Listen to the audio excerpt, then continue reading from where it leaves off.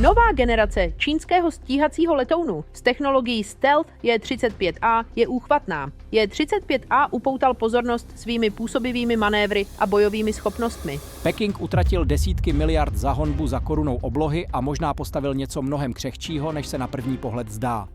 Toto je J-35, údajný čínský zabiják F-35, stíhací letoun 5. generace s technologií Stealth, navržený tak, aby zpochybnil americkou nadvládu v Tichomoří. Ale pod jeho ostrými liniemi a dokonalými úhly se objevuje hlubší otázka. Ne, zda vypadá nenápadně, ale zda zůstane nenápadný, jakmile začne skutečný boj. Na letecké show je J-35 bezchybný. Čistá geometrie, přesné hrany, nezaměnitelná silueta moderního stealth stíhače. Ale boj není výstavní síň. V okamžiku, kdy síly G vzrůstají, teploty stoupají a letoun je tlačen do manévrů vysokou rychlostí, začíná se iluze rozpadat. Vnější vrstva, radarově absorbující povrch, který definuje stealth, může začít degradovat. A uvnitř této degradace leží skutečný problém. Ne software, ne motory, ale chemie. Postavíte-li J-35 vedle F-35C, podobnost je nápadná. Sklon křídel, geometrie sacích otvorů, tvar trupu, dokonce i úhly vertikálních stabilizátorů se téměř dokonale shodují. Otevřeně dostupné překryvy ukazují téměř identické proporce. Z dálky letoun vyzařuje stejný radarově odklánějící profil. Vypadá jako duch. Ale stealth není jen tvar. Tvar zahajuje proces. Chemie jej dokončuje. Každý může kopírovat kontury s dostatečnými daty. Co nelze snadno replikovat, je materiálová věda pod povrchem. Spojené státy strávily desetiletí vývojem radarově absorbujících materiálů, které nejsou jen aplikovány, ale strukturálně integrovány. U pokročilých stealth platform jsou nátěry společně vytvrzovány s trupem, tvoří spojitou mřížku, která odolává teplu, tlaku, slanému prostředí a vibracím. To je rozhodující linie. Letoun, který vypadá stealth, versus letoun, který zůstává stealth i pod zátěží. Výzva J-35 spočívá zde. Jeho externí geometrie může být přesná, ale hlubší otázkou je, zda jeho materiálové systémy vydrží skutečné operační podmínky. Protože stealth nátěry nejsou kosmetické. Jsou to funkční systémy řízené stabilitou polymeru, pevností adheze a tepelnou odolností. Jakmile letoun zrychlí nad Mach 1, prostředí se stává nepřátelským. Teplota povrchu může přesáhnout 180 stupňů Celsia. Manévry s vysokým G zavádějí strukturální ohyb. Operace z letadlové lodi přidávají náhlé cykly zátěže. Každá sekunda v tomto režimu zatěžuje vazbu mezi nátěrem a trupem. A tato vazba je vším. Moderní radarově absorbující materiály spoléhají na složité kompozity. Částice karbonylového železa vložené do epoxidových matric. Absorbenty na bázi feritu v polyuretanových systémech. Vodivé polymery kombinované s keramickými mikrokuličkami. Každá konfigurace vyvažuje elektromagnetickou absorpci s mechanickou odolností. Ale všechny sdílejí kritickou slabinu, teplotu. Při určitém prahu, známém jako teplota skelného přechodu, polymer začne změkčovat. Obvykle mezi 110 a 160 stupni Celsia v závislosti na složení. Za tímto bodem se oslabuje strukturální integrita. Křížové vazby se rozpadají, adheze degraduje. Nátěr začíná ztrácet jak své fyzické uchopení, tak elektromagnetickou účinnost. V kontrolovaných podmínkách tyto systémy mohou fungovat dobře, ale skutečný boj není kontrolovaný. Variace ve výrobě, nedokonalé vytvrzení, vystavení prostředí a nekonzistence údržby všechny zavádějí mikroskopické vady, mikroprázdnoty, slabá rozhraní, skryté linie poruch čekající na zátěž. Jakmile začne tepelná roztažnost, nátěr a podkladový kov se rozpínají různou rychlostí. Na hranici vznikají smykové síly, vznikají mikrotrhliny. Při opakovaném stresu se tyto trhliny šíří.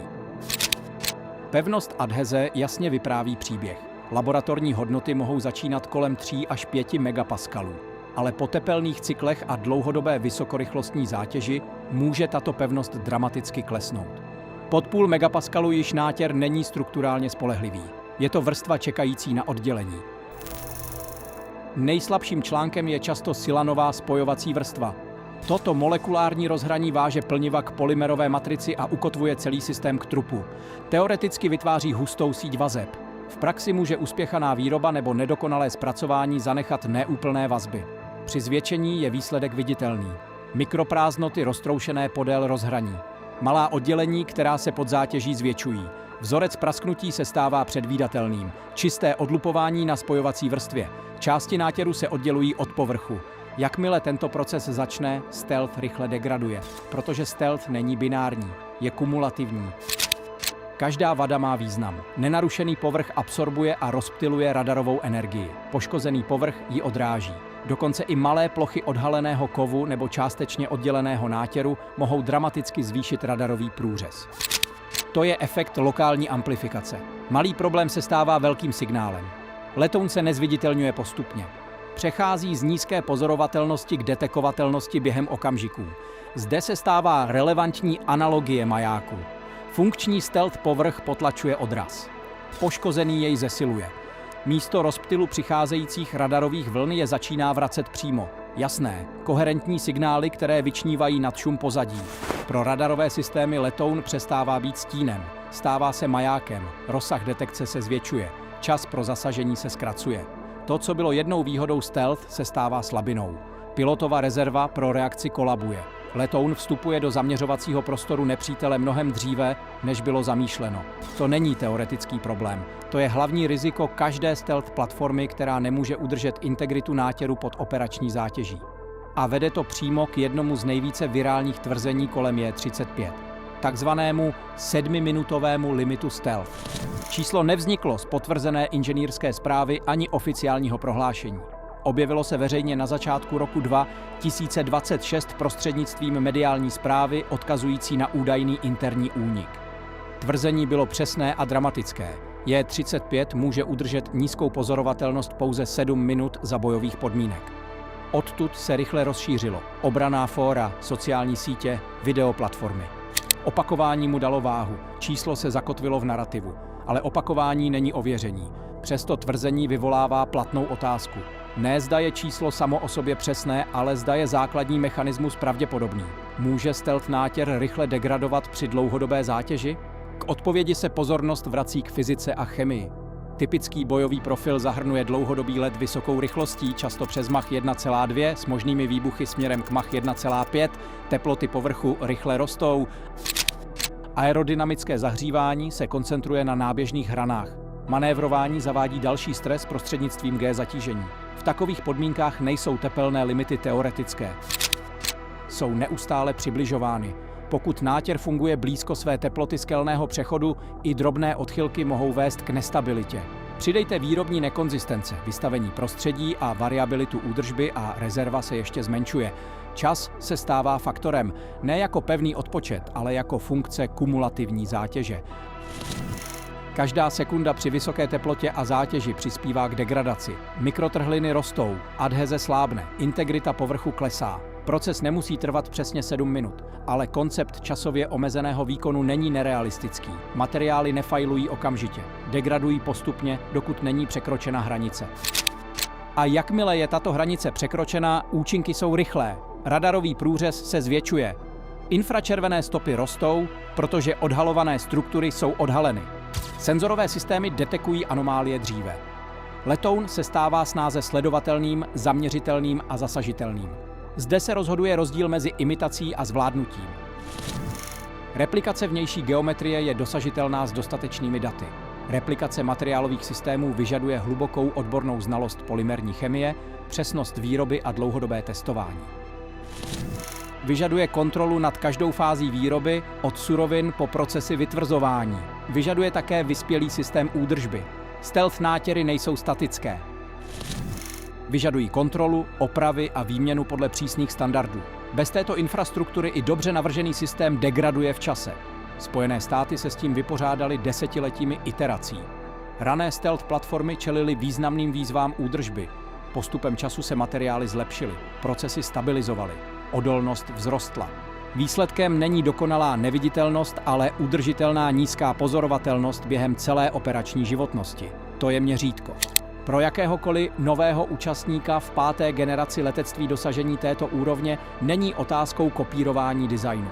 Je to otázka zvládnutí materiálu, protože nakonec stealth není definován vzhledem, je definován trvalostí. Letoun, který vypadá neviditelně na vzletové dráze, ale ztrácí tuto vlastnost pod zátěží, neposkytuje smysluplnou výhodu. V boji záleží pouze na výkonu v operačním rozmezí. A to vrací diskusi k jádru problému.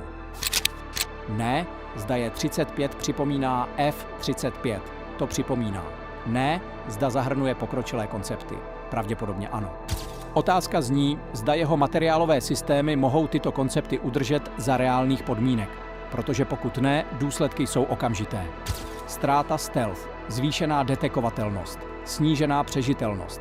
V takovém scénáři letoun nefajluje postupně. Přechází z aktiva do závazku během stejného misijního profilu. To je riziko zabudované v povrchu. A právě proto debata kolem J-35 není nakonec o designu, nákladech ani špionáži. Je o chemii. Neviditelná vrstva, která určuje, zda stealth stíhač zůstane duchem nebo se stane cílem.